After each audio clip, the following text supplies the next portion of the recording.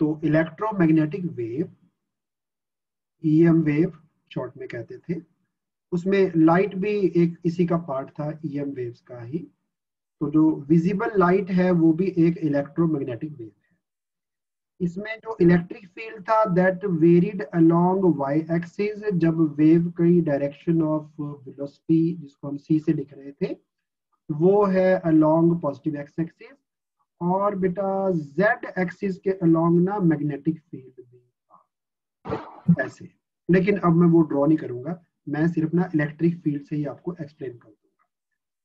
तो अभी अभी जो मैंने बनाया उसको सोचो कि नहीं है, मैग्नेटिक फील्ड भी है नो डाउट, क्योंकि इलेक्ट्रोमैग्नेटिक वेव है। तो मैं अभी वेव को दिखाऊंगा सिर्फ इलेक्ट्रिक फील्ड से। तो अगर एक पर्सन बेटा लेफ्ट हैंड साइड पे स्क्रीन के खड़ा होके अपने हाथ को ऊपर नीचे करता रहे, मान लो अपने पास में एक रस्सी है, रोप है, रोप के इस एंड को ऊपर नीचे करते रहे तो ऐसी वेव बने। एग्रीड? ये पर्सन अगर रस्सी को बेटा ऊपर नीचे हिलाने की बजाय हॉरिजॉन्टली लेफ्ट हैंड साइड अपने और राइट हैंड साइड हिलाए तो बेटा वेव ऐसी बनेगी। जो वेव का पैटर्न है वो ग्राउंड के पैरेलल होगा। होप कि आपको पॉइंट क्लियर हो गया होगा। तो अगर मान लो बेटा सभी तरह की वाइब्रेशंस प्रेजेंट हो, इधर इधर एक ना ऑब्जर्वर है बेटा, देखने वाला बंदा इधर है, इसको जो है ये वाली वेव की वाइब्रेशन नजर आएंगी ऊपर नीचे, और इसी बंदे को हम नीचे खड़ा कर दें तो जो मैंने दूसरी नीचे वाली वेव बनाई उसकी वाइब्रेशन दिखेंगी ऐसे। अब मान लो बेटा लाइट जो है ना वो आपकी तरफ को आ रही है, स्क्रीन से लाइट इज कमिंग आउटवर्ड्स, तो जो एरो है वो इस डॉट से आपकी आंख की तरफ है। तो एक वेव जो बंदे ने वर्टिकल बनाई थी उसका बेटा वेव पैटर्न आपको ऊपर नीचे नजर आएगा ऐसे, और नीचे वाले बंदे ने जो वेव बनाई उसका बेटा पैटर्न आपको दिखेगा लेफ्ट राइट। तो जो लाइट है, जो भी हमें नॉर्मल लाइट मिल रही है, सनलाइट है, ट्यूब लाइट की लाइट है आपके रूम में, उसमें बेटा वाइब्रेशंस सभी डायरेक्शंस में प्रेजेंट होते हैं, ऐसे भी हैं ऐसे भी हैं। लेकिन ये सारे इलेक्ट्रिक फील्ड की बात कर रहा हूं मैं, मैग्नेटिक फील्ड भी होता है इसके राइट एंगल पे, वो मैं नहीं दिखा रहा हूं। तो जो लाइट आपको अभी आ रही है, इवन आपके जो रूम में ट्यूब लाइट लगी हुई है, लेकिन जो मोबाइल में से लाइट आ रही है मैं उसकी बात नहीं कर रहा हूँ, उसको उस पर बाद में आता हूँ, उस पर बाद में आऊंगा। ट्यूब लाइट की लाइट, सनलाइट का रे ऑफ लाइट, उसमें बेटा ऑसिलेशंस अपवर्ड डाउनवर्ड भी होती हैं, हॉरिजॉन्टल भी होती हैं, ऐसे इंक्लाइन भी होती हैं। There are so many directions of oscillations present in our natural light. इस तरह की जो वेव है जिसमें सभी डायरेक्शन में वाइब्रेशंस प्रेजेंट हो उसको बेटा बोलेंगे अनपोलराइज्ड लाइट। अनपोलराइज्ड मतलब उसका कोई पोलराइज का मतलब क्या होता है? मान लो हम बोले कि बॉम्बे पुलिस जो है वो पोलराइज्ड है, इसका मतलब है उसका जो झुकाव है ना बॉम्बे पुलिस का वो रिया की तरफ है। और रिया जानते होंगे सारे ना, गर्ल्स को नहीं पता है, बॉयज को सबको पता है, ठीक है? हाँ बॉयज को सबको पता है। तो बेटा पोलराइज होना मतलब एक तरफ को बायस रखना अपना, उसको पोलराइज कहते हैं। ये लाइट में बेटा वाइब्रेशंस ऊपर को भी हैं, साइड में भी हैं, सभी डायरेक्शन में, लेफ्ट राइट भी हैं, वर्टिकली अप भी हैं, 45 के एंगल पे एंड सो ऑन। इस तरह की लाइट को बोलना है अनपोलराइज्ड लाइट। लेकिन जो मैंने यहाँ पे वेव नंबर 1 ड्रॉ की, जो ये पर्सन जनरेट कर रहा था, जिसमें वाइब्रेशन सिर्फ एक ही डायरेक्शन में है, ऊपर नीचे, ऐसी लाइट को बेटा बोलेंगे पोलराइज्ड लाइट, जिसमें वाइब्रेशंस एक ही डायरेक्शन में, इसको बोलना है पोलराइज्ड लाइट। जिसमें मल्टीपल डायरेक्शन में है उसको बोलना है अनपोलराइज्ड लाइट। अब क्योंकि मुझे जब डायग्रामेटिकली इसको रिप्रेजेंट करना है तो जो वाइब्रेशंस तो थे वर्टिकली अप एंड डाउन और हॉरिजॉन्टल, इनको तो मैं छेड़ूंगा नहीं, but what I would do कि जो इस डायरेक्शन में वाइब्रेशंस है ना, उनको मैं रिजॉल्व कर लूंगा, इसके दो कंपोनेंट्स कर दूंगा।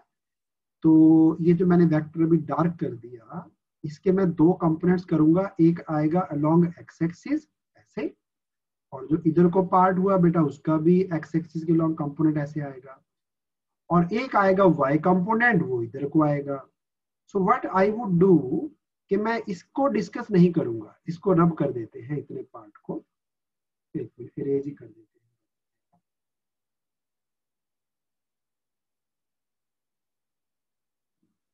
इरेजर, इस पार्ट को हटा देते हैं, तो ये हट गया बेटा सारा, और अपने पास प्योर बचे सिर्फ horizontal and vertical directions of vibration. अब ये तो लाइट आ रही थी बेटा आपकी तरफ, अगर मैं इस डायग्राम को 90 डिग्री घुमा दूं, तो जो रे आपकी तरफ को आ रही थी वो राइट हैंड साइड को हो जाएगी। जो ये वर्टिकल वाइब्रेशंस थे ये अब भी ऐसे ही नजर आएंगे। मैंने जो ये पूरा सीन था, इस सीन को मैंने 90 डिग्री टर्न कर दिया, जिस तरफ को एरो ड्रॉ किया, तो ये वाला एरो घूम के यहाँ पे आ जाएगा, ये वाला पीछे चला जाएगा, और जो रे ऑफ लाइट आपकी तरफ को आ रही थी वो दिखनी शुरू हो जाएगी स्क्रीन पे।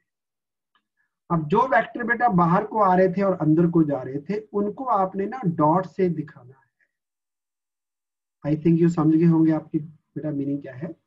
रे ऑफ लाइट अगर राइट हैंड साइड को जा रही है और लाइट अनपोलराइज्ड है, तो उसमें वाइब्रेशंस अप एंड डाउन भी होंगे, और परपेंडिकुलर टू द पेपर, यानी आपकी तरफ को बाहर को अंदर को, बाहर को अंदर को, ये वाले वाइब्रेशंस भी होंगे।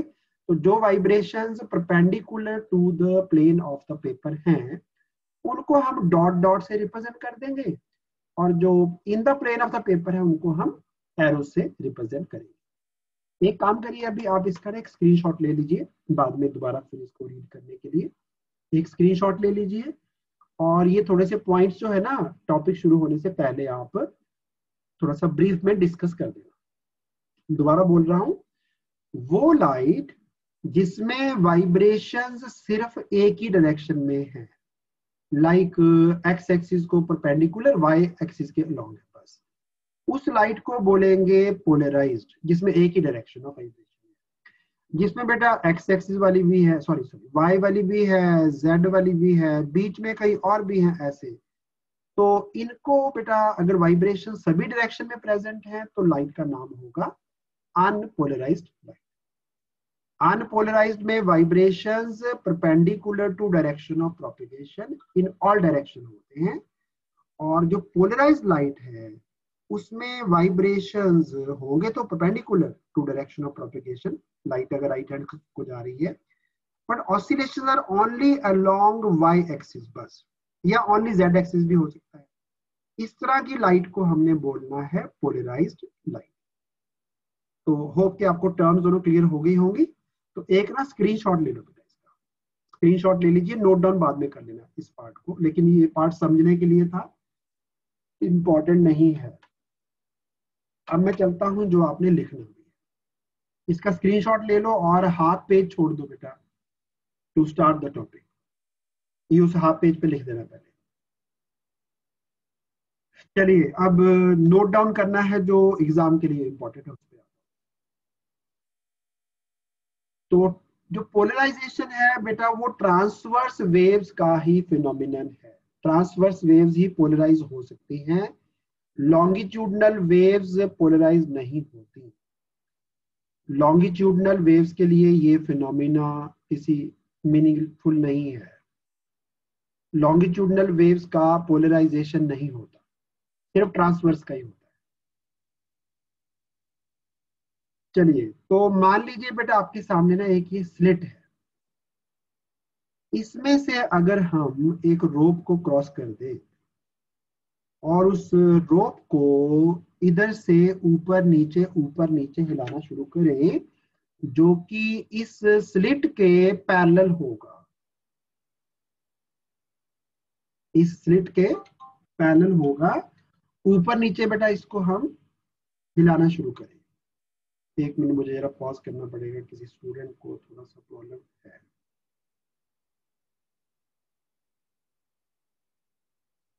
Just 1 minute. चलिए, तो बेटा बात कर रहे थे हम कि अगर इस रोप को हम ऊपर नीचे चलाना शुरू करें ना, तो ये जो स्लिट है ये अलाउ करेगी वेव को आगे आने के लिए। Is it?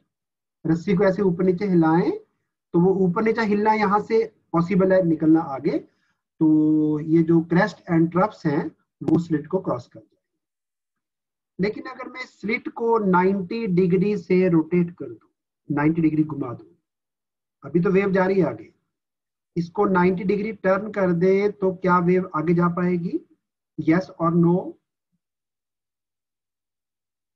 क्योंकि ये वाला पॉइंट बेटा ऊपर नीचे ऑसिलेट नहीं कर सकता। हाँ जी, आगे नहीं जाएगी। ठीक है, काफी बच्चों ने आंसर दे दिया है, वेव आगे नहीं पहुंच पाएगी। चलिए, बिल्कुल सही आंसर है बेटा। ये तो बेटा मैंने मैकेनिकल वेव का एग्जांपल आपको दे दिया। अब बात हो रही है कि जो लाइट है, लाइट इज इलेक्ट्रोमैग्नेटिक वेव। ये तो रस्सी है ना बेटा, रस्सी तो आपको दिख जाएगी। लाइट का जो वेव नेचर है वो दिखता नहीं है। तो पोलराइजेशन ऑफ लाइट क्या है? अगर मैं बात करूं natural light, sunlight, tube light, जो स्काई से लाइट आती है वो, या जो आपकी कार की हेडलाइट है वो, इनमें बेटा जो लाइट आपकी तरफ को आएगी, इस ये डॉट जो है ना, ये रे ऑफ लाइट है जो डायरेक्शन में आपकी तरफ को है। It is coming out from the screen. तो लाइट की ऑसिलेशंस ऊपर नीचे भी होती हैं, वाई एक्सिस के लॉन्ग, एक्स एक्सिस के लॉन्ग भी होंगी, और इन बिटवीन भी काफी सारे डायरेक्शन ऑफ ऑसिलेशंस हैं। तो इसको जैसे मैंने आपको अभी समझाया कि ये तो बेटा रे नहीं दिखा पाऊंगा ना इसमें, रे तो स्क्रीन से बाहर को आ रही है। अगर मुझे रे इधर को ड्रॉ करनी है तो फिर मुझे जो ये वर्टिकल कंपोनेंट ऑफ ऑसिलेशन थे वो तो ऐसे दिखाने हैं, और जो इधर को आएंगे कंपोनेंट्स वो फिर मुझे डॉट से दिखाने हैं। तो जिस वेव में oscillations parallel to the plane of the paper as well as dots मतलब perpendicular to the plane of the paper present हैं, इस तरह की वेव को बोलेंगे अनपोलराइज्ड लाइट। ये जो आपके सामने ऊपर ड्रॉ किया है ये अनपोलराइज्ड लाइट। ये वाली ऑसिलेशंस हैं parallel to the plane of the paper, और जो डॉट्स हैं they are perpendicular to the plane of the paper. अब पोलराइज्ड लाइट कौन सी होती है? जिसमें सिर्फ या तो वर्टिकल ऑसिलेशंस हो, ऐसे डॉट्स नहीं होंगे, या फिर वर्टिकल नहीं है, ओनली हॉरिजॉन्टल हो, वो भी ठीक है, ये भी पोलराइज्ड है। तो ये जो नीचे दो बनाए बेटा हमने, ये पोलराइज्ड लाइट वेव्स है। ऊपर arrows plus dots unpolarised, only arrows या फिर ओनली डॉट्स, उसको बोलना है पोलराइज्ड। तो चलो मैं 1 मिनट बेटा वीडियो को पॉज कर रहा हूं, नोट डाउन भी करिए साथ साथ। ह्यूमन आई पोलराइज्ड लाइट को और अनपोलराइज्ड को लाइट को ना डिस्टिंग्विश नहीं कर सकती। आप देख के नहीं बता सकते कि लाइट पोलराइज्ड है कि नहीं है। अब आपको मैं फैक्ट बताऊं, आपकी जो अभी लैपटॉप स्क्रीन, कंप्यूटर स्क्रीन, या फिर आप मोबाइल पे अभी जो देख रहे हैं ना, जो लाइट आपको पहुंच रही है मोबाइल की स्क्रीन से, वो लाइट पोलराइज्ड लाइट है। That is polarized light. मेरा वीडियो ऑन इसलिए है क्योंकि आज मुझे ना कुछ आपको ये पीसेस दिखाने हैं।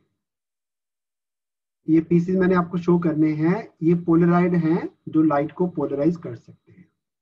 हाँ, क्लास में होते हैं, रेगुलर क्लास में फिर आप अपने हाथ में पकड़ के भी देख सकते थे। ये दिख गए आपको दोनों? ये अभी मैं चेक कराता हूँ इससे, इससे लाइट पोलराइज होती है।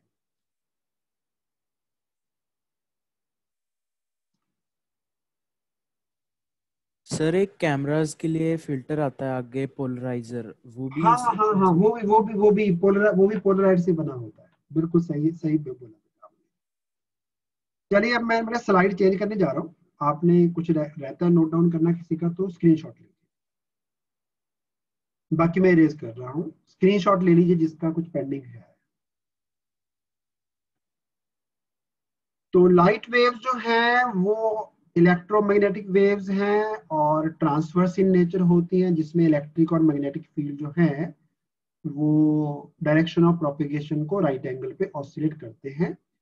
तो जो पोलराइजेशन फिनोमिनन है वो सिर्फ ट्रांसवर्स वेव्स का ही है। तो साउंड वेव्स को पोलराइज नहीं कर सकेंगे, लाइट वेव्स पोलराइज होती है। तो अपने पास कुछ ना नेचुरली अकरिंग क्रिस्टल्स हैं, मैं नाम भी लिख देता हूँ क्रिस्टल्स के। Those crystals are number one is tourmaline crystal, tourmaline बोलते हैं बेटा। Another name is nicol, एक और है बेटा कैल्साइट, आप भी नाम नोट कर लेंगे ये वाले। 4 क्रिस्टल हैं जो नेचुरली अकरिंग हैं और लाइट को पोलराइज कर सकते हैं। 4th आपने सुना हुआ है क्वार्ट्ज, जो कि आपकी जितनी भी वॉचेस हैं, इलेक्ट्रिक क्लॉक्स हैं, उनमें लगता है बेटा क्वार्ट्ज। ये 4 मटेरियल ऐसे हैं, इनमें से जब लाइट बेटा क्रॉस करती है ना, अनपोलराइज्ड लाइट, तो इनकी एक ना पास एक्सिस होती है, क्रिस्टल एक्सिस भी कहते हैं उसको। ये जो डॉटेड लाइन बनी हुई ना ये वाली बेटा, इसको इसकी पास एक्सिस बोलते हैं या क्रिस्टल एक्सिस भी बोलते हैं। तो इसकी खासियत ये है, जैसे हम पीछे कर रहे थे ना, कि अगर एक स्लिट है यहाँ पे और एक रस्सी हमने उसमें से पास की, तो रस्सी को अगर ऊपर नीचे बेटा ऑसिलेट करेंगे तो वो वाली वेव तो बेटा इसमें से क्रॉस कर जाती है, वो आगे निकल आएगी। लेकिन अगर रस्सी को हम ऐसे ऐसे हिलाएंगे इस तरह से ऐसे, तो वो वेव जो है, ये जो स्लिट है ना, वो आगे नहीं आने देगा। उसी तरह से इन बेटा क्रिस्टल्स की खासियत ये है, टॉर्मेलिन हो गया, निकोल हो गया, कैल्साइट हो गया, क्वार्ट्ज हो गया, इनकी बेटा खासियत ये है कि जो ऑसिलेशंस इस पास एक्सिस के पैरेलल है, यहाँ पे जो वर्टिकल डायरेक्शन में ऑसिलेशंस हो रहे हैं ना, वो पास एक्सिस के पैरेलल है। तो जब लाइट इस क्रिस्टल को क्रॉस करती है तो जो vibrations parallel to crystal axis है वो क्रॉस कर जाएंगे, और जो vibrations perpendicular to crystal axis थे, यानी जो डॉट्स थे, वो आगे अलाउड नहीं है। डॉट्स इधर नहीं आएंगे बेटा, डॉट्स खत्म। ये खासियत है बेटा इन क्रिस्टल्स की, जिनको हम पोलराइजर कहते हैं। होप के आपको ये कॉन्सेप्ट क्लियर हो गया होगा। तो पोलराइजर जो है वो इन 4 मैंने जो नाम लिखे हैं ना, इनमें से कोई ना कोई एक क्रिस्टल होता है, उसकी एक पास एक्सिस होती है, पास एक्सिस के पैरेलल जो ऑसिलेशंस हैं, यानी यहाँ पे ये वाले ऑसिलेशंस इस लाइन के पैरेलल हैं, बट जो परपेंडिकुलर थे वो वाले अलाउड नहीं होंगे, पैरेलल वाले अलाउड हो जाएंगे, वो लाइट आगे निकल आएगी, और परपेंडिकुलर वाले आर नॉट अलाउड। बट अगर मैं अपनी बेटा ह्यूमन आई यहाँ पे रखूंगा, अगर मैं सोचता हूँ कि मैं देख के बता दूंगा कि लाइट पोलराइज हुई कि नहीं हुई, यहाँ पे अगर हम आई प्लेस करेंगे तो बेटा हमें नहीं पता चल रहा कि लाइट पोलराइज होगी कि नहीं होगी। हमारे लिए लगेगा कि अब भी लाइट आ रही है, पहले भी लाइट आ रही है, हमारे लिए कोई फर्क नहीं है। तो अगर हमें चेक करना है कि लाइट पोलराइज हुई कि नहीं हुई, तो मुझे ऐसा एक और क्रिस्टल यहाँ पे प्लेस करना पड़ेगा। उस क्रिस्टल को मैं नाम दूंगा एनालाइजर। एनालाइजर, एनालाइज जो एनालिसिस करे, बताए हमें, राइट। ऐसा मतलब होगा सेम ही, वो भी ये वाला क्रिस्टल और ये वाला क्रिस्टल एक ही चीज है, बस 2 लगाने हैं हमने। वो 2 लगाने से क्या होगा, अगर मैं इस वाले क्रिस्टल को, मैं दोबारा ड्रॉ करता हूं, अगर मैं इसको बेटा राइट एंगल पे रोटेट कर दूंगा, ऐसे मैं 90 के एंगल पे रखूं, अभी तो रखा था मैंने ऐसे, इसका एक्सिस ना इन ऑसिलेशंस के पैरेलल था, तो ये वाले ऑसिलेशंस बेटा जो एनालाइजर है उसकी एक्सिस से मैच कर गए, तो लाइट आगे क्रॉस कर जाएगी, आंख में लाइट पहुंचेगी। बट अगर मैं एनालाइजर को 90 डिग्री घुमा दूं, तो बेटा ये वाले ऑसिलेशंस जो हैं वो अब क्रिस्टल एक्सिस के साथ बना रहे हैं 90 डिग्री का एंगल, तो बेटा लाइट आनी बंद हो जाएगी। तो अगर मुझे चेक करना है कि लाइट पोलराइज्ड है कि नहीं है, तो मैं इस वाले क्रिस्टल को रोटेट करूंगा। अगर 90 डिग्री घुमाने से लाइट आनी टोटली बंद हो गई, दैट मीन्स जो ये वाली लाइट आ रही थी एनालाइजर से पहले, वो लाइट बेटा पोलराइज्ड थी। That light was polarized. So this light was polarized. अगर बेटा घुमाने से लाइट बंद नहीं हुई या उसकी ब्राइटनेस में भी कोई चेंज नहीं आया, उस केस में लाइट जो होगी वो अनपोलराइज्ड होगी। अगर मैं ये ह्यूमन आई यहां ना रख के यहां रखता बेटा और सिर्फ इस क्रिस्टल को घुमा देता, फिर क्या होना था? अभी बेटा ये वाले क्रॉस कर रहे हैं ना, जो वर्टिकल वाले हैं, तो जब भी बेटा ये ऐसे 90 के एंगल पे घूम चुका होगा, फिर वर्टिकल वाले नहीं क्रॉस करेंगे, फिर हॉरिजॉन्टल वाले क्रॉस कर जाएंगे, फिर ये वाले बंद हो जाएंगे जो ऐसे थे, ये नहीं आएंगे, लेकिन जो डॉट डॉट थे फिर वो आ जाएंगे। तो लाइट तो आती रहेगी चाहे आप 90 पे घुमा लो। तब अगर लाइट जो है वो अनपोलराइज्ड है। पोलराइज्ड लाइट के सामने ऐसा ही एक क्रिस्टल रखोगे जिसको मैंने नाम दे दिया एनालाइजर, तो उसको अगर मैं 90 डिग्री घुमा दूं तो बेटा लाइट आनी बंद हो जाएगी। तो एक काम करिए, पहले बेटा अपना ऊपर की ये जो स्टेटमेंट है वो नोट करिए, और ये चार मैंने जो नाम लिखे क्रिस्टल्स के, ये चार नाम बेटा जरा नोट डाउन कर लीजिए। इसके बाद ये स्क्रीन अभी क्लियर करता हूँ, तो फिर बाकी मटेरियल जो नोट करने वाला बाद में आएगा। पहले ऊपर जो डेफिनेशन लिखी हुई है बेटा, लाइट वेव्स जो है इलेक्ट्रोमैग्नेटिक वेव्स है, उसमें जो ऑसिलेशंस हैं इलेक्ट्रिक और मैग्नेटिक फील्ड की, वो राइट एंगल पे रहती हैं to the direction of propagation of the wave. जिधर को वेव जा रही थी उसके राइट एंगल पे ऑसिलेशन प्रेजेंट है, तो ये ट्रांसवर्स वेव है, और इस तरह की वेव्स को हम पोलराइज कर सकते हैं। साउंड वेव्स को पोलराइज नहीं कर सकते। ठीक है, और ये चार नाम नोट करने हैं बेटा जो नेचुरली अकरिंग क्रिस्टल्स हैं जो अनपोलराइज्ड लाइट को पोलराइज्ड में चेंज कर सकते हैं। वो नाम है tourmaline, Nicol, calcite and quartz. ये चार नाम भी नोट कर लो। इसके बाद मेरा स्क्रीन क्लियर हो जाएगी, लेकिन ये डायग्राम जो है अभी इनकम्प्लीट है, ये पूरा करना है हमने। तो पहला क्रिस्टल जो लाइट को अनपोलराइज्ड से पोलराइज्ड में चेंज करता है उसका नाम है पोलराइजर। ठीक है, टॉर्मलिन हो सकता है, वो निकोल हो सकता है, कैल्साइट कोई भी यूज करो। ऐसा ही एक और क्रिस्टल आगे और लगाना है अपनी आई को प्लेस करने से पहले, क्योंकि ह्यूमन आई ने नहीं बताना कि लाइट पोलराइज होगी कि नहीं हो गई। तो हमने बेटा ये जो एनालाइजर है इसको रोटेट करके हमें पता लगेगा कि लाइट पोलराइज हुई कि नहीं हुई। चलिए, होप आपने चारों नाम नोट कर लिए होंगे। अब मैं इसको कर रहा हूँ इरेज। अब चलते हैं जो आपने नोट डाउन करना है डायग्राम। तो पहला क्रिस्टल इज कॉल्ड पोलराइजर, दूसरे को बोलते हैं एनालाइजर। आई यहाँ पे आएगी। तो ये जो डॉटेड लाइंस हैं इनको बोलते हैं ऑप्टिक एक्सिस, और ये है अपना बेटा अनपोलराइज्ड लाइट। यहाँ पे आपने देखा डॉट्स हट गए हैं, तो ये लाइट को बोलना है plane polarized light. Plane polar light का बेटा कारण है लिखने का, क्योंकि आगे जब अगर फर्दर स्टडीज में जाओगे ना, केमिस्ट्री वाले जो बच्चे हैं जो केमिकल इंजीनियरिंग साइड पे जाएंगे, उनको मिलेगी बेटा सर्कुलर पोलराइज्ड लाइट, और आपको मिलेगी एक इलिप्टिकल पोलराइज्ड लाइट। तो ये टर्म, क्योंकि हमें तो सिर्फ प्लेन वाली डिस्कस करनी है, तो कहीं कहीं पे बुक्स में ना प्लेन पोलराइज्ड लाइट में लिखा हुआ है। तो अभी आपके लिए मीनिंग इतना ही है कि ये वाइब्रेशन जो हैं वो डॉट डॉट डॉट हट गए, और जो वर्टिकल डायरेक्शन में वाइब्रेशन थे वो रह गए। ये एनालाइजर का काम है कि चेक करना कि लाइट पोलराइज हुई कि नहीं हुई। तो अगर मैं इसको 90 डिग्री घुमा देता हूँ, नीचे वाला डायग्राम देखिए,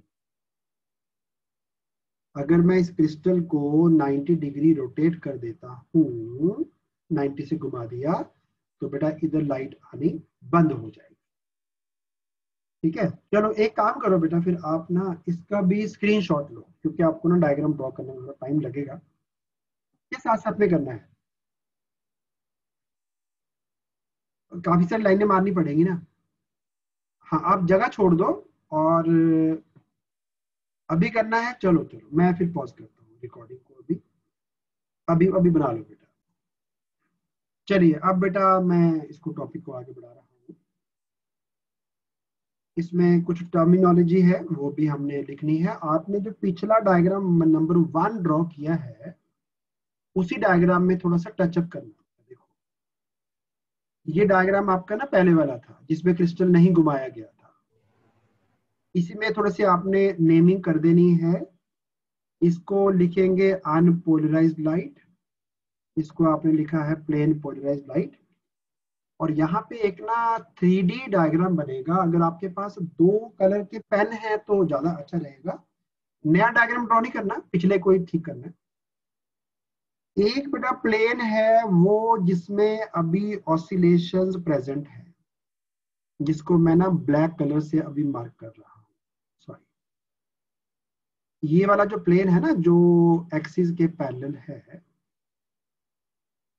इस प्लेन में ऑसिलेशंस आर प्रेजेंट, राइट। और एक प्लेन ऐसा है, मैं ऐसा करता हूँ, मैं आपको दोनों ड्रॉ करके दिखाता हूँ इकट्ठे। ये मैंने ड्रॉ कर दिया जो वर्टिकल दिख रहा था। एक प्लेन इधर को भी है क्योंकि जो डायग्राम है वो 3D है basically. These are two planes which are perpendicular to each other. This angle is 90 degree. ये वो प्लेन है जिसमें ऑसिलेशंस करंटली प्रेजेंट है, इस तरह से।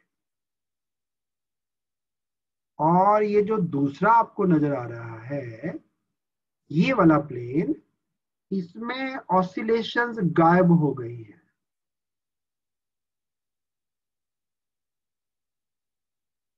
जिसमें ऑसिलेशंस एब्सेंट हैं उसको बेटा बोलते हैं प्लेन ऑफ पोलराइजेशन।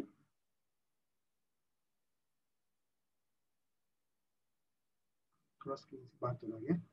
और ये जो जिसमें ऑसिलेशन है अभी, जो वर्टिकल प्लेन है, इसको बेटा बोलते हैं प्लेन ऑफ ऑसिलेशंस।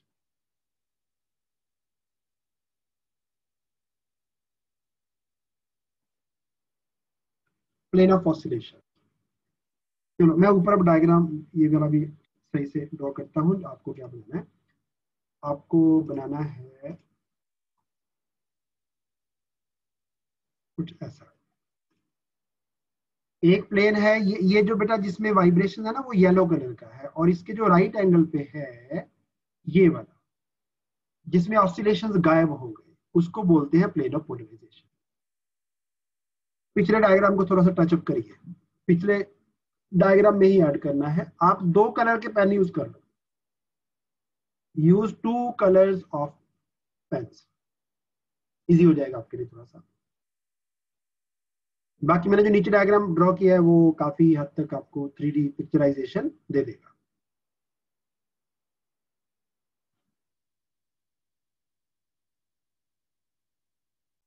अच्छा, वैसे वैसे इस टॉपिक की सो कॉल्ड डिफिकल्टी लेवल कैसा है? ये भी बेटा one of the easiest topics है, इजिएस्ट टॉपिक्स। छोटे छोटे फॉर्मूले हैं, बस दो फॉर्मूले छोटे छोटे। चलिए सबसे पहले है बेटा मेलस लॉ बोलते हैं इसको। ये लॉ ये कहता है कि जब एक बीम ऑफ लाइट जो कि पोलराइज्ड होना चाहिए, beam of light which is polarized, वो जब एनालाइजर पे इंसिडेंट होता है तो जो intensity of the transmitted light है जो एनालाइजर में से निकलती है, उसकी लाइट की इंटेंसिटी कॉस स्क्वायर थीटा के साथ डायरेक्टली वेरी करती है। समझाता हूँ ऐसा क्यों हो रहा है। देखो मेरी बात सुनो बेटा, मैं एक 3 डायमेंशनल डायग्राम क्रिएट करता हूँ। सपोज बेटा जो लाइट है ना वो जा रही है लेट अस से इधर को, राइट हैंड साइड को, पॉजिटिव एक्स एक्सिस के लॉन्ग जा रही है लाइट। ये अपनी हो गई वाई एक्सिस और ये हो गई बेटा जेड एक्सिस। तो लेट अस से कि एक क्रिस्टल जो है उसको मैं ना ऐसा करता हूँ 45 डिग्री के एंगल पे रखता हूँ, ऐसे यहाँ पे रखूंगा क्रिस्टल को मैं 45 के एंगल पे। तो ना तो 90 पे है ना बेटा 0 डिग्री पे है, 45 के एंगल पे रखा। This angle is 45 degree. या इसको भी थीटा भी लिख सकते हैं आप। और लेट अस से जो लाइट के ऑसिलेशंस हैं, कलर चेंज कर देते हैं आराम से। लाइट के जो ऑसिलेशंस है ना बेटा, वो लेट अस से इस डॉटेड लाइन के अलॉन्ग है, जो मैंने डार्क कर दी है, ये ऑसिलेशंस है लाइट के। और जो एम्पलीट्यूड थी वो थी ई। तो बेटा जो कंपोनेंट बनेगा अलोंग जेड एक्सिस, उस कंपोनेंट को लिखना चाहिए ई कॉस थीटा, और जो कंपोनेंट बनेगा वाई एक्सिस के लॉन्ग, उसको बेटा लिखा जाएगा ई साइन थीटा, जैसा कि करते रहे फिजिक्स में बार बार।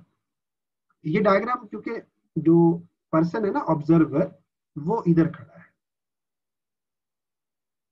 हाँ, अगर पूछे कि आपकी तरफ से कैसे दिखेगा, मान लो आप यहाँ पे खड़े हो जाएंगे, तो आपको दिखेगी बेटा वाई एक्सिस ऐसे, आपको दिखेगी जेड एक्सिस ऐसे, और लाइट आएगी आपकी तरफ को, एक्स एक्सिस आपकी तरफ को है स्क्रीन के परपेंडिकुलर।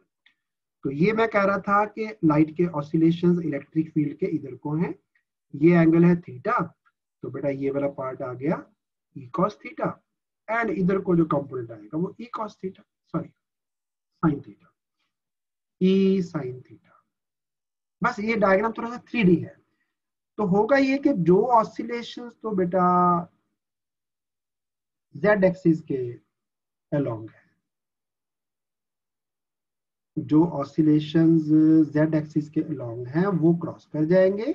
इसको मैंने जेड एक्सिस के अलोंग रखा हुआ है, ये भी जेड एक्सिस के अलोंग है, ये भी जेड एक्सिस, इसको मैंने जेड के अलोंग रखा हुआ है। जो ऑसिलेशन जेड के पैरेलल होंगे वो बेटा क्रॉस कर जाएंगे, लेकिन जो इसके परपेंडिकुलर होंगे वो क्रॉस नहीं करेंगे, वो रह जाएंगे। तो यहाँ पे हमें एम्पलीट्यूड क्या मिला, ई कॉस थीटा। साइन वाला कंपोनेंट हट गया बेटा, वो नहीं आएगा आगे, साइन वाला कंपोनेंट हट गया, cos component is coming out.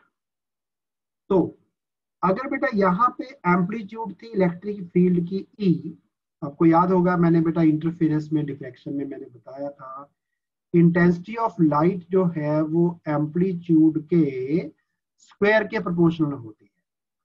तो बेटा अगर यहाँ पे आई इंटेंसिटी थी सम कांस्टेंट के इनटू यहाँ वाला इलेक्ट्रिक फील्ड ई स्क्वायर, तो बेटा मुझे जो यहाँ लाइट मिली एनालाइजर के बाद, उसमें k इंटू नए एम्पलीट्यूड का स्क्वायर, यानी कि E square cos square theta. लेकिन इसमें जो k ई स्क्वायर था ये अपनी पुरानी इंटेंसिटी थी, आई नॉट लिख लेते हैं उसको, I naught into cos square theta.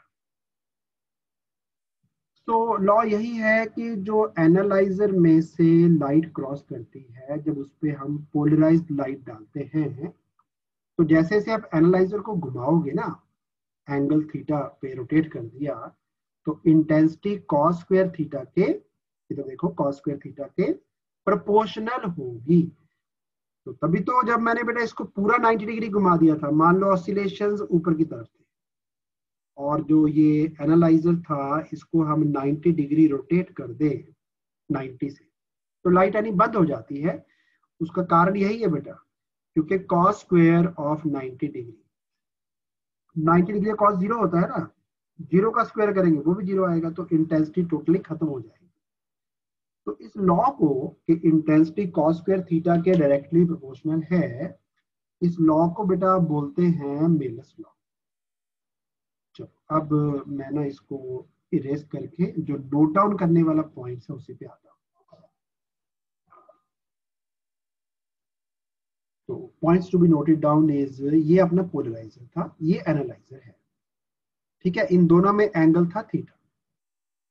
तो ओरिजिनल जो लाइट थी बेटा जो पोलराइजर में से क्रॉस करने के बाद बनी, उसकी एम्पलीट्यूड थी ए, यानी कि एनालाइजर में क्रॉस करने से पहले हमें एम्पलीट्यूड ए मिलता था, और इसको हमने थीटा एंगल से घुमा रखा है एनालाइजर को एज कंपेयर टू पोलराइजर। तो हमें जो एम्पलीट्यूड इसके बाद मिलेगी एनालाइजर के बाद, वो होगी ए कॉस थीटा, और ए साइन थीटा वाला पार्ट जो है वो इसको अलाउ नहीं करेगा निकलने के लिए, क्योंकि वो इसकी पास एक्सिस के साथ राइट एंगल पे है।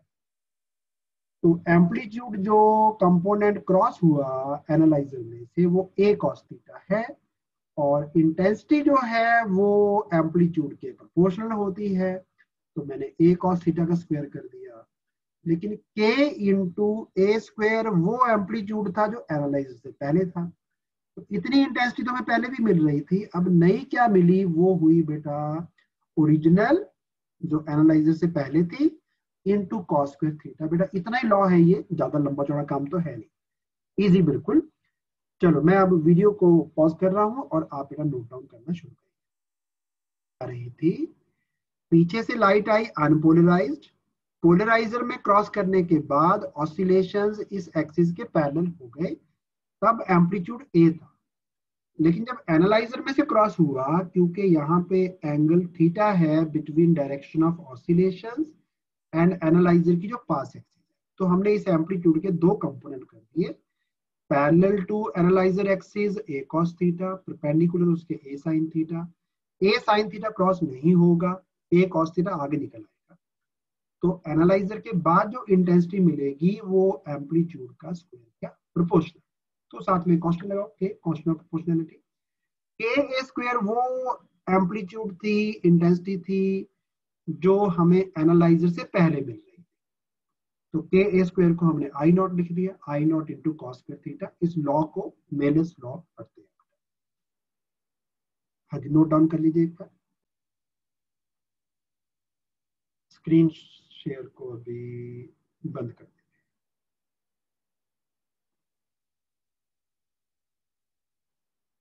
हाँ जी बेटा, मेरी स्क्रीन आ गई आपके पास? आ गई है। अब मेरे ना बैक में एक ट्यूबलाइट जल रही है बेटा, मैं थोड़ा घुमा देता हूँ इसको। एक ट्यूबलाइट मेरे बैक साइड में है, और उस ट्यूबलाइट को हम ना ये जो दो पीसेस हैं, ये मैंने निकाले हैं बेटा फ्रॉम अ कैलकुलेटर। ये कैलकुलेटर की स्क्रीन है, तो बाद में जब मैं लिखूंगा ना यूजेस ऑफ पोलराइड्स, उसमें कैलकुलेटर का स्क्रीन, आपके मोबाइल का स्क्रीन, आपके लैपटॉप का स्क्रीन, वो सब कुछ आएगा। चलो अब ना मैं अपनी लाइट करता हूँ बंद। पीछे की ट्यूबलाइट दिखनी शुरू हो गई आपको। तो पहले मैंने एक पोलराइड में से ट्यूबलाइट आपको दिखानी है बेटा, दिख गई लाइट आ रही है इसमें से, आ रही। अब मैं दूसरा पोलराइड बेटा ये भी आपके सामने लेके आ रहा हूं। अब भी आपको लाइट मिल रही है, देखो बेटा ट्यूबलाइट। अब मैं इसको घुमा रहा हूं, इस वाले को देखो, थोड़ा सा कहीं पे ना क्रैक नजर आ रहा है इसमें। एक जगह जाके लाइट पूरी तरह बंद होनी चाहिए।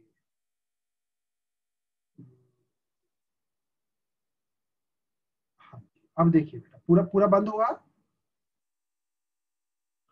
इसको मैं घुमा दूंगा तो देखिए लाइट आनी शुरू होगी वापस। ये देखिए, अगर मैं 90 के एंगल पे कर देता हूं देन इट बिकम्स डार्क। समझ गए? क्योंकि जब जब बेटा दोनों पोलराइड्स की एक्सिस आपस में मैच कर रही थी, जस्ट लाइक जब दोनों पोलराइड्स की ना एक्सिस बेटा मैच कर रही थी, तो लाइट इसमें से क्रॉस करके आएगी। आप मुझे भी शायद देख सकते हैं बीच में से। Can you see me? I think अगर मैं इसको राइट एंगल पे कर दूं बेटा तो ये फिर ना डार्क हो जाता है। ये देखो, अब आप इसके थ्रू नहीं देख पाएंगे मुझे। यही यही बेटा, ये जो कैलकुलेटर की स्क्रीन है उसमें भी यही इफेक्ट यूज होता है। तो मैं कह रहा था ना आपको शुरू में कि जो मोबाइल में से लाइट आ रही है आपकी तरफ को, वो लाइट भी पोलराइज्ड है। अगर मैं अपनी स्क्रीन को ऐसे घुमाऊं ना, ऐसे ऐसे रखता हूं जब मैं, तो एक जगह जाके मेरा लैपटॉप पूरा डार्क हो जाता है, मुझे दिखता नहीं पूरा, स्क्रीन पूरी मुझे पूरी नजर नहीं आती। एक जगह बेस्ट नजर आता है, 90 पे कर दूंगा बेटा टोटल ब्लैक नजर आता है। चलिए, होप कि आपको फिनोमिनन क्लियर हो गया होगा जो मैं कह रहा था, मेलस लॉ। ओके, अच्छा स्क्रीन आ गई आपके पास बेटा, शेयर वाली आ गई है।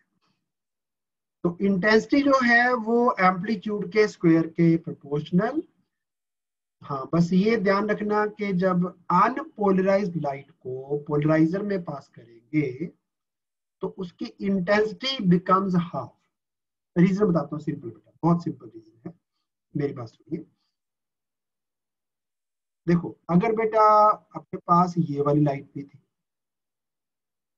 अनपोलराइज्ड की बात कर रहा हूँ, और ये लाइट भी थी, अगर इसका एम्पलीट्यूड ए है, इसका एम्पलीट्यूड भी ए है, तो बेटा इनका जो रिजल्टेंट है, दो वेक्टर अगर राइट एंगल पे हो तो उनका रिजल्टेंट निकालने के लिए बार बार बोला पाइथागोरस थ्योरम यूज करते हैं, तो ए स्क्वायर प्लस ए स्क्वायर का स्क्वायर रूट, ये नया एम्पलीट्यूड आ गया।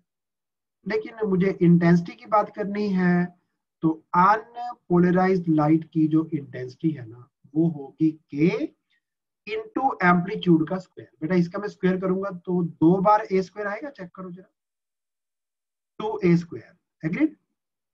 लेकिन जब ये लाइट पोलराइज्ड हो जाती है, यूपी नहीं बेटा, अनपोलराइज्ड है, यूपी नहीं है, अनपोलराइज्ड लाइट, जब ये लाइट पोलराइज हो गई तो बेटा इनमें से एक जो पैरेलल टू द एक्सिस था कंपोनेंट, वो वाला कंपोनेंट तो अलाउ हो जाएगा, और जो परपेंडिकुलर था एक्सिस के वो गायब हो जाएगा, तो एक ही कंपोनेंट बचेगा ए। तो जो पोलराइज लाइट है अपनी, उसकी इंटेंसिटी की बात करें तो वो आएगी के इंटू एम्पलीट्यूड का स्क्वायर। अब चेक कर लो बेटा, ये जो पोलराइज लाइट की इंटेंसिटी है वो क्या इस इंटेंसिटी का हाफ है? हाफ है ना, यही लिखा हुआ है बेटा, जो ये बॉक्स में लिखा है, when unpolarized light passes through the polarizer, तो उसकी इंटेंसिटी बेटा, बड़ा इंपॉर्टेंट पॉइंट है, वो हाफ हो जाती है। तो इसको भी जरा बेटा ऐड अप कर दीजिए, आप जो नोट्स बना रहे हैं ऐड कर लो बेटा। अब अगले क्वेश्चन को समझने के लिए आपके सामने ना एक वीडियो है, इस वीडियो में दो पोलराइड पड़े हैं बेटा राइट एंगल पे, दो पोलराइड राइट एंगल पे हैं, एक बेटा पोलराइड पड़ा है हॉरिजॉन्टल और एक पड़ा है वर्टिकल। तो उन दोनों का इंटरसेक्शन आप देख रहे हैं बेटा, ब्लैक कलर का है वो, इसके अंदर एक वो टेढ़ा सा एक और पोलराइड डालना है दोनों के बीच में। तो देखिए इंटेंसिटी को क्या होता है, check it. Here's a single sheet of polarizer, a kind of filter that lets through only electric field vibrations that are in a certain direction called the transmission axis. There's a marked transmission axis on the polarizer. That double-headed arrow. Vertically इसमें है. Vibrations perpendicular to that are blocked, absorbed by the material. The polarizer is in front of a light table, and the light waves coming at you are wiggling up and down, left and right, in every diagonal direction. Those diagonal vibrations, however, can be thought of as simultaneous vertical.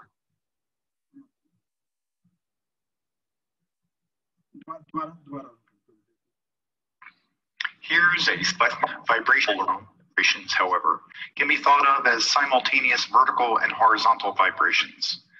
So we can think of the light as having only vertical and horizontal components of vibration. And this polarizer, as it's oriented now, is letting through only the vertical vibrations. If I turn it, however, then the light getting through is now vibrating horizontally. एक ही polariser use किया है अभी, एक polariser है, अब एक दूसरा और लेके आ रहे हैं जो इसके साथ राइट एंगल पे रखा है। Here's a second polarizer. With the two transmission axes parallel to each other, there's not much difference where they overlap. The first filter, closer to the light source, blocks almost all of the horizontal vibrations and lets through vertical vibrations. The second one, closer to you, lets almost all the vertical vibration through. It would block horizontal vibrations, but there are no horizontal vibrations hitting it because they were blocked by the first polarizer. Now, if I rotate the foreground polarizer, what will happen? Let's see. The first polarizer blocks the horizontal vibrations. The second blocks the vertical vibrations. So essentially no light gets through. I say essentially because the filters are not 100. यहाँ से समझ आ गया आपको? पहले दोनों को right angle पे रखा तो लाइट पूरी तरह ब्लॉक हो गई। Perfect. अब इसके बीच में एक तीसरा पोलराइड डालेंगे, देखो बेटा। Now I'm going to put a horizontal polarizer on a stand here in the foreground. So I have a hand free to introduce a third polarizer, a small one, in between the first two. Notice that some light gets through when the small polarizer is diagonal, but no light gets through when the small polarizer is either vertical or horizontal. Can you explain why? अगला अपना question बेटा यही है, next question ही यही है। Question है, two polaroids are placed at 90 degree to each other. 2005 में आया बेटा, बाद में भी कई बार आ चुका है, not only 2005, so many times. दो पोलराइड्स को 90 डिग्री एंगल पे रखा, इंटेंसिटी जो ट्रांसमिटेड लाइट की भी जैसे आपने देखा, दोनों को ऐसे वर्टिकली कर देंगे बेटा, इंटेंसिटी 0 मिलेगी।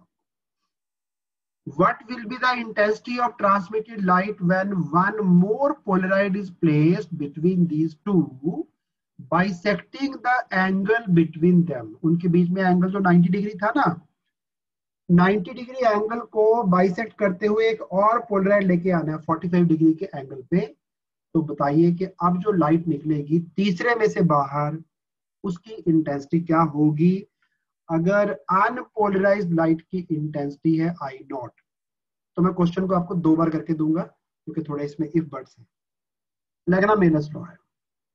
ये अपना पहला क्रिस्टल है बेटा, ये मैंने राइट एंगल ड्रॉ कर दिया, it is a right angle no doubt. ये डायग्राम ना 3 डायमेंशनल है, लाइट ऐसे आ रही थी, ये भी मैंने एक सिमिलर राइट एंगल ड्रॉ कर दिया, एक मैंने सिमिलर राइट एंगल यहाँ पे ड्रॉ कर दिया। क्रिस्टल नंबर 1 और जो लास्ट वाला था, इनको हमने 90 के एंगल पे रखा था। बीच में अभी एक और घुसाना है जिसको ऐसे रखना है ताकि इन दोनों के बीच का जो एंगल है ना, उसको बाइसेक्ट करते हुए इसकी एक्सिस रखनी। ये मैंने बीच वाला रख दिया। अब क्वेश्चन ये है कि अगर यहां से अनपोलराइज्ड लाइट आए जिसकी इंटेंसिटी थी आई नॉट, तो वो लाइट की इंटेंसिटी इधर आके कितनी निकलेगी? अभी अभी आपने देखा इंटेंसिटी ऑफ लाइट थी कुछ, जब वो तीसरे वाला बीच में डाला हमने, उसका कारण क्या है अभी समझाता हूं बेटा। अगर तो पोलराइजर एनालाइजर 90 के एंगल पे आपको पता है कि लाइट नहीं आती, यहाँ पे 0 लाइट आएगी, लेकिन अगर इसके बीच में एक 45 के एंगल पे और पोलराइड डालने, तो उस केस पे यहाँ पे कुछ लाइट मिलेगी। कैसे? देखो, पहले बेटा अनपोलराइज्ड लाइट जो है वो पोलराइजर ने पोलराइज कर देनी है, यानी जो वाइब्रेशंस एक्सिस के पैरेलल हैं वो बाहर आ जाएंगे और जो राइट एंगल पे थे वो नहीं आएंगे। मैं ऐसा करता हूँ, दोनों तरह के ना यहाँ पे मार्क भी कर देता हूँ। जो वाइब्रेशंस थे वर्टिकली अप एंड डाउन, वो आगे निकल के बाहर, लेकिन जो ऐसे थे बेटा वो नहीं क्रॉस हुए इसमें से, तो ये लाइट थी अनपोलराइज्ड। और जो लाइट बेटा यहाँ पे आके निकली पोलराइजर के बाद, इसको मैं नाम दे देता हूँ अभी, जैसे पहले रखा था हमने नाम पोलराइजर। पोलराइजर में से लाइट जब अनपोलराइज से पोलराइज होती है तो अभी भी मैंने बताया intensity becomes half, I naught by 2 intensity हो जाएगी। चलिए, तो हमें यहाँ पे इंटेंसिटी मिलेगी आई नॉट बाय 2। अब इसके बाद बेटा इसकी जो वाइब्रेशंस हैं वो जब यहाँ पे पहुंचेंगी ऐसे, तो ये वाइब्रेशंस नए क्रिस्टल के साथ एंगल बनाएंगी 45 डिग्री, या इधर को बना लो आपकी मर्जी है। ये एंगल 45 डिग्री था। तो अब हमें लगाना मेलस लॉ। अब हमें नई जो ऑसिलेशन मिलेंगे वो इस तरफ को होंगे, हमने 2 कंपोनेंट कर दे रहे पहले की तरह, और ये जो कंपोनेंट्स हैं इनकी इंटेंसिटी होगी original intensity I naught by 2 into cos square of angle between direction of oscillation and crystal axis। तो 45 डिग्री लिखोगे उसको, cos square 45, बेटा cos of 45 होता है 1/√2, उसका स्क्वायर करेंगे तो 1/2, तो बेटा इंटेंसिटी रह जाएगी आई नॉट बाय 4। अब बेटा ऑसिलेशन हो चुके हैं ऐसे, जो आ रहे हैं अलाउड हैं, इनका एंगल अगले क्रिस्टल के साथ फिर से 45 बनेगा, तो अब नई इंटेंसिटी मिलेगी, जो इंटेंसिटी ओरिजिनल आ रही थी, कितनी आ रही थी बेटा यहाँ पे, I0/4 इनटू फिर से करूंगा cos स्क्वायर ऑफ 45 डिग्री, फिर से 1/2, तो I0/4 इंटू एक और 1/2, तो इसका आंसर आता है I0/8। दोबारा करके फिर से सारा बस मोर। 3 क्रिस्टल्स को पहला और लास्ट क्रिस्टल राइट एंगल पे रखना है और बीच में एक और क्रिस्टल लगाना है जिसमें एंगल जो है क्रिस्टल एक्सिस का वो इस एंगल को बाइसेक्टिंग हो। ठीक है, 90 का एंगल था, 45 बनना चाहिए। तो ऊपर भी 45 है, नीचे भी 45 है। पीछे से लाइट आई, इंटेंसिटी I0 की, लेकिन वो अनपोलराइज्ड लाइट थी। तो जब लाइट अनपोलराइज से पोलराइज हुई तो इंटेंसिटी बिकम्स हाफ। इसके बाद बेटा इसके जो ऑसिलेशंस का ये वाला कंपोनेंट है इधर को, वो वाला अलाउड होगा और एंगल बना हुआ है डायरेक्शन ऑफ ऑसिलेशन में और क्रिस्टल एक्सिस में 45 डिग्री। अब लगेगा मेलस लॉ, तो I0/2 into cos square 45 degree, जो कि आ जाएगा I0/4। Cos square 45 degree is 1/√2 का स्क्वायर, 1/2। अब ऑसिलेशन बेटा ऐसे हैं, इधर को इनका एंगल अगली एक्सिस के साथ फिर 45 है। अगेन इसको मेलस लॉ लगाओ, तो इंटेंसिटी बिकम्स I0/8। चलो अब मैं वीडियो को पॉज कर रहा हूं बेटा। अब ये लाइट को पोलराइज करने का पहला मेथड था कि वो नेचुरली अकरिंग क्रिस्टल यूज करो। दूसरा बेटा है ब्रूस्टर्स लॉ, यानी पोलराइजेशन बाय रिफ्लेक्शन। तो अगर लाइट ट्रेवल करती है from rarer medium to denser medium, तो जैसे बताया था आपको टोटल इंटरनल रिफ्लेक्शन में लाइट का कुछ पार्ट रिफ्लेक्ट हो जाता है, कुछ पार्ट ट्रांसमिट हो जाता है, मीडियम में आ जाता है। अगर ये एंगल ऑफ इंसिडेंस ऐसा बना, उसको हम पोलराइजिंग एंगल कहेंगे, आईपी लिखा हुआ है यहाँ पे। अगर एंगल ऑफ इंसिडेंस ऐसा बना कि रिफ्लेक्टेड रे और रिफ्रैक्टेड रे में एंगल 90 बन जाए, अगर इन दैट केस जो रिफ्लेक्टेड पार्ट है वो कंप्लीटली पोलराइज होता है at a particular angle called polarizing angle, IP से नोट करेंगे। जिस टाइम रिफ्लेक्टेड रे और रिफ्रैक्टेड रे 90 के एंगल पे हो जाएं, उस टाइम डॉट डॉट डॉट तो ट्रांसफर होंगे इधर को, और ये जो एरोज हैं ये इधर नहीं जाते, और ये वाली लाइट जो है वो कंप्लीटली पोलराइज हो जाएगी, जो रिफ्लेक्टेड वाला पार्ट है। अच्छा, angle of incidence angle of reflection के बराबर होता है, तो अगर ये आईपी है तो ये भी आईपी है, और ये एंगल मैंने बोला 90 डिग्री है बेटा। तो ये टोटल एंगल अगर 180 है, उसमें से ये 90 छोड़ दूं तो आईपी को आर में ऐड करके 90 लिखा जा सकता है। IP plus R equal to 90 degree, तो R equal to 90 minus IP, is it? R equal to 90 minus IP. और म्यू का जो वैल्यू है, mu according to Snell's law वो होता है sine of I by sine of R, but R को लिख सकते हैं 90 minus IP. Sine 90 minus theta होता है कॉस थीटा। मेडिकल वाले बच्चे जरा ध्यान से, sine 90 minus theta is cos theta. अब साइन बाय कॉस करोगे बेटा tan आईपी आ जाएगा। ये जो फॉर्मूला आ गया इसको ब्रूस्टर्स लॉ कहते हैं। Tangent of polarizing angle is equal to refractive index of denser medium relative to rarer medium, इसको मेलस लॉ कहते हैं। Third method is polarization by scattering. Polarization by scattering, जो स्काई में बेटा लाइट आपको याद है ना स्कैटर होती है, और फ्लूइड्स में से भी स्कैटर होती है, नो डाउट। तो स्कैटर्ड लाइट जो है वो कंप्लीटली प्लेन पोलराइज्ड होगी अगर उसको हम 90 डिग्री के एंगल पे देखेंगे with respect to the incident light. तो अगर बेटा मान लो अपने पास ना एक लिक्विड है जो कि लाइट को स्कैटर करता है, मान लो मैंने ना यहाँ पे मैंने गलत प्रेस कर दिया। हाँ, मान लो बेटा यहाँ पे ना मेरे पास एक लिक्विड है, वो लिक्विड लाइट को स्कैटर करता है। अगर मैं एक लेजर लाइट या कोई बीम ऑफ लाइट इधर से बेटा थ्रो करूं और जो लाइट बेटा स्कैटर होके इधर को आएगी ना 90 के एंगल पे, उस लाइट को मैं एक एनालाइजर के थ्रू देखूं बेटा और एनालाइजर को घुमाऊं, रोटेट करूं, तो बेटा लाइट की इंटेंसिटी मुझे चेंज होती हुई नजर आएगी और एक जगह लाइट टोटली खत्म भी हो जाएगी।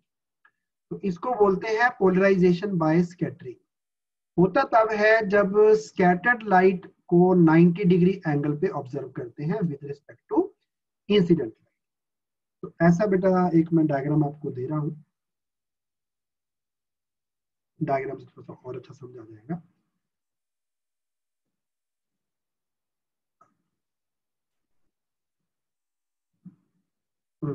एक स्टेप आगे चलेंगे हम। हाँ, ये वाला बेटा डायग्राम था। तो ये अपनी इंसिडेंट लाइट है जो लेफ्ट हैंड साइड पे जहां पे अभी लेजर है, ये अपनी इंसिडेंट रे है। इसमें ऑसिलेशन ऊपर को भी थी, हॉरिजॉन्टल भी थी, इधर उधर भी थी। यहाँ पे एक मॉलिक्यूल है, वो मॉलिक्यूल एयर का भी हो सकता है बेटा। तो इधर को जो लाइट जाएगी स्कैटर होके वो तो अनपोलराइज्ड होगी, इधर वाली भी थोड़ी बहुत पोलराइज्ड होगी। लेकिन जो लाइट इंसिडेंट रे के कंपैरिजन में हम राइट एंगल पे देखते हैं, मान लो हम ग्राउंड पे हैं, अर्थ से देख रहे हैं, जो स्काई से लाइट आती है उसकी तरफ भी इसको जो पोलराइजर मैंने आपको दिखाया ना, अगर घुमाएंगे स्काई की तरफ को करके इसको, तो बेटा इसकी इंटेंसिटी में चेंज आता है, क्योंकि जो स्काई से लाइट आती है हमें स्कैटर होके, वो कुछ लाइट जो है जो 90 डिग्री पे आके मिलती है हमें, वो बेटा पोलराइज्ड लाइट होती है। रीजन बड़ा सिंपल है, जो ये वाले ऑसिलेशन है ना, ये ऑसिलेशन इधर को नहीं आ सकते क्योंकि light is a transverse wave. Transverse wave में ऑसिलेशंस जो हैं वो हो सकते हैं सिर्फ perpendicular to direction of incidence. बेटा ऐसे वाले ऑसिलेशंस इधर अलाउड नहीं होंगे, ये बंद हो जाएंगे। तो ये जो ऑसिलेशन वर्टिकल डायरेक्शन में थे ना, वो आने बंद हो जाएंगे। ये वाले ऑसिलेशन अलाउड नहीं है, ये बंद हो जाएंगे और ये वाले रह जाएंगे बेटा, these ones। ये लेफ्ट ओवर है, तो इधर को जो लाइट आएगी उसमें ऑसिलेशन सिर्फ इसी डायरेक्शन में होंगे and light gets polarized. Formula कोई नहीं है इसमें, बस इंसिडेंट रे और जो स्कैटर्ड रे है उनमें एंगल आपको 90 रखना है।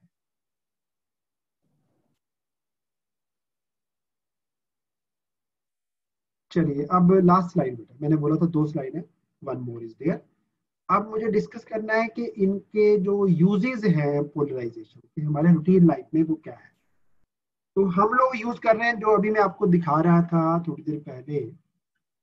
अच्छा, can you see my video बेटा? मेरा वीडियो आ रहा है कि नहीं आ रहा है? यस या नो कर देंगे एक बार। सर आपकी स्लाइड नहीं चेंज हो रही, वही वाली है पुरानी। अच्छा, वही वाली है। अच्छा, जस्ट वन चेंज नहीं हो रही, चेंज नहीं हुई। ओके, मैं एक मिनट पीछे लेके जाता हूँ। हाँ, लाइट बेटा जब हमने स्कैटरिंग के थ्रू पोलराइज करनी है, तो लाइट जो है ना, स्कैटरिंग का मतलब होता है कि मॉलिक्यूल जो है ना वो लाइट को इधर उधर फैला देते हैं। तो ये अपना डायरेक्शन ऑफ इंसिडेंस है। तो स्कैटरिंग में लाइट इधर को भी जाती है, इधर को भी जाती है, लेकिन जो लाइट राइट एंगल पे आएगी वो लाइट बेटा, इधर से लाइट आ रही थी अनपोलराइज्ड सनलाइट, यहाँ पे एयर मॉलिक्यूल्स हैं, एयर मॉलिक्यूल लिख लेते हैं। एयर मॉलिक्यूल्स जो हैं जब लाइट को स्कैटर करते हैं at right angle to the direction of incidence, ये एंगल 90 डिग्री है, तो वो जो लाइट बेटा हमें राइट एंगल पे मिलेगी उसमें क्या होगा, जो वर्टिकल वाइब्रेशंस हैं, थोड़ी देर के लिए मैं ड्रॉ भी कर दूं, अगर ये वाइब्रेशन चेक करो, ये डायरेक्शन ऑफ प्रोपिगेशन के पैरेलल है। पैरेलल होते हैं लॉन्गिट्यूडनल वेव में, तो वेव तो बेटा ट्रांसवर्स है हमारी, तो ये वाले ऑसिलेशंस अलाउड नहीं है, यानी ये जो वर्टिकल डायरेक्शन में आपको एरो नजर आ रहे थे ये बंद हो जाएंगे आना, सिर्फ हॉरिजॉन्टल वाले रह जाएंगे। As a result light gets polarized and it is caused by scattering of light. Scattering के कारण बेटा पोलराइज हुई है, ठीक है, इसको बोल रहा है पोलराइजेशन बाय स्कैटरिंग। हाँ डायग्राम बनाना बना लो बेटा हल्का सा। हाँ फॉर्मूला कोई नहीं है इसमें, no formula is there. Last part बेटा बस अभी खत्म कर रहे हैं। पोलराइड्स क्या होते हैं और इनके यूजेस क्या है। तो जो मैंने वो 4 नाम बताए थे ना शुरू में, टॉर्मेलिन, नाइकोल, कैल्साइट, क्वार्ट्ज, ये क्रिस्टल बेटा साइज में छोटे होते हैं, कॉस्टली भी होते हैं, मोटे होते हैं। सस्ता काम क्या है, जो मेरे हाथ में है अभी ये जो लगा हुआ है, ये बेसिकली एक पॉलीथीन की शीट है, जैसे पॉलीथीन होता है उसी तरह का ही है बेसिकली। और ये बनते हैं पॉलीमर से which are prepared by polyvinyl alcohols, उससे बनते हैं। बस उसको जैसे आपकी ना सेलो टेप होती है ना, उसको थोड़ा सा खींच दें तो उसके मॉलिक्यूल जो है ना वो एक ही डायरेक्शन में अलाइन हो जाएंगे, तो वो आपकी जो शीट है अपनी सेलो टेप वाली वो भी पोलराइड का काम कर सकती है। तो ये सबसे सस्ते हैं, थिन है, जितना मर्जी बड़ा बना लो बेटा। पॉलीथीन आपने देखे हैं कितने मोटे मोटे बड़े बड़े शीट्स आती है, वेरी लार्ज इन साइज, जितना मर्जी बड़ा पॉलीथीन लो आप, कोई बात नहीं। तो पोलराइड जो है ये पॉलीविनाइल अल्कोहल्स हैं, पॉलीमर्स हैं जिनका साइज बड़ा होगा, सस्ते हैं बहुत। सस्ते मतलब बेटा आपने कैलकुलेटर मेरा ख्याल है 200 रुपए का भी लिया होगा, उसमें सारा इलेक्ट्रॉनिक्स भी है, स्विचेस भी है, तो फिर ये कितने की होगी सोच सकते हैं आप, 20-30 रुपए। सस्ता है बहुत, जितना मर्जी बड़ा तैयार करो। अब इसके यूजेस क्या है पोलराइड्स के। एक तो बेटा पोलराइड जो है ना वो सन ग्लासेस में यूज होते हैं। तो अब मुझे बताएंगे कि किसी किसी बच्चे ने सन ग्लासेस लगाए हुए हों और कभी नोटिस किया हो कि कार का जो पिछला शीशा है उस पे कुछ डॉट डॉट से नजर आते हैं। उस पोलराइड ग्लास की बात कर रहा हूं सिर्फ, क्योंकि ये रेयरली आपने देखा होगा कार की जो पिछली विंड स्क्रीन है, बैक साइड वाला शीशा जो है, वहां पे आपको कुछ डॉट डॉट नजर आए होंगे। बताओ किस बच्चे ने बेटा नोटिस किया कभी, क्योंकि मुझे लगता है रेयरली नोट किया होगा। खुशी वर्मा ने नोट किया है, विभू ने भी नोट किया है। वो शीशा पहनने पे दिखेंगे डॉट आपको। पोलराइड ग्लास डालेंगे, सुजीत ने भी देखा है, ठीक है, पोलराइड ग्लास डालेंगे तो वो आपको विंड स्क्रीन पे ना डॉट डॉट डॉट से नजर आएंगे। ग्रेस कपूर ने नहीं देखा, कि देखा है, नहीं देखा। अनन्या ठाकुर ने भी देखा है। ओके चलो, अब इन फ्यूचर ध्यान रखना। बट 2 फिनोमिनन इकट्ठे होंगे। पहला कार होनी चाहिए, आप सड़क पे होने चाहिए। दूसरा आपने पोलराइड सन ग्लासेस पहने होने चाहिए। उन ग्लासेस की खासियत ये है कि वो रिफ्लेक्शन का जो ग्लेयर है उसको भी बहुत कम कर देते हैं। तो जो लोग बेटा सी में जाते हैं नेविगेशन वगैरह के लिए, या जिनकी सी में ड्यूटी है, नेवी वाले हो गए, मर्चेंट नेवी हो गई, बेटा सी जो है ना रिफ्लेक्शन मारता है शाम के टाइम बहुत ज्यादा, तो उस रिफ्लेक्शन को कम करने के लिए पोलराइड सन ग्लासेस यूज करेंगे। दूसरा काम है पोलराइड सन ग्लासेस का, सॉरी पोलराइड्स का बेटा फोटोग्राफी में एज फिल्टर यूज करते हैं। फोटोग्राफी में यूज होंगे एज फिल्टर। और ये तो मैंने बता दिया कि कार की विंड स्क्रीन पे यूज होते हैं, और हेडलाइट में भी बेटा यूज होते हैं, ताकि रात को आपकी आंखों में लाइट कम पड़े, थोड़ा सा लाइट को वो डिम कर देता है। और एक आप बेटा चश्मा पहनते हैं जब आप 3D मूवी देखने जाते हैं। रीजन बीइंग जो बेटा आपकी लेफ्ट आई है ना, उसको जो दिखा वो लेफ्ट आई को दिखाना है। वहां पे 2 कैमरे से रिकॉर्डिंग होती है बेटा। एक क्रिस्टल यानी पोलराइड की एक्सिस होगी ऐसे, दूसरे की होगी ऐसे। तो स्क्रीन पे आपने देखा होगा 2 फोटो आ रही होती है बेटा, तो एक फोटो जो है वो एक आंख को दिखानी है, दूसरी फोटो दूसरी आंख को दिखानी है। वहां पे भी बेटा पोलराइड शीट्स यूज होती हैं, उनको उठा के घर को मत लेके आइए, क्योंकि आपका टीवी जो है वो 3D नहीं है। तो घर पे सोचोगे हमारा टीवी भी 3D दिखेगा, वहां पे ये काम नहीं करता। हाँ जी, अब जो एरोप्लेन के विंडो पेन्स हैं, हम कई बार देखते हैं शीशा ऐसा होता है एरोप्लेन का बेटा, कुछ में गोल भी होता है पूरा। उसमें क्या करनी है, 2 शीट्स लगानी है बेटा। एक की क्रिस्टल एक्सिस होगी ऐसे, एक बाहर की तरफ होगा उसकी क्रिस्टल एक्सिस होगी ऐसे। इसको घुमाओगे, अगर क्रिस्टल एक्सिस मैच कर गई तो बेटा लाइट जो है वो ज्यादा हो जाएगी, लाइट इंक्रीज हो जाएगी। और अगर बेटा एक्सिस मिसमैच कर दिया आपने 90 के एंगल पे, तो लाइट डिम हो जाएगी। तो विंडो पेन्स ऑफ एरोप्लेन्स में भी यूज होते हैं। और इसके अलावा बेटा आपकी जो कैलकुलेटर, टीवी स्क्रीन है, ये भी ऐड कर दो बेटा। टीवी स्क्रीन में भी, मोबाइल फोन की स्क्रीन में भी पोलराइड लगा होता है। तो ये वाला शीशा जो है ना, इसके थ्रू आप बेटा लैपटॉप को देखोगे, अभी बताया था मैंने, या कैलकुलेटर को देखोगे, या फिर आप मोबाइल की स्क्रीन को देखोगे। घुमा कर देखना बेटा, आपको इफेक्ट नजर आएगा इसमें। बाकी लॉकडाउन खुलने के बाद दिखाऊंगा सारा, फिर आपके हाथ में हो गए। चलिए, that is all for today's lecture.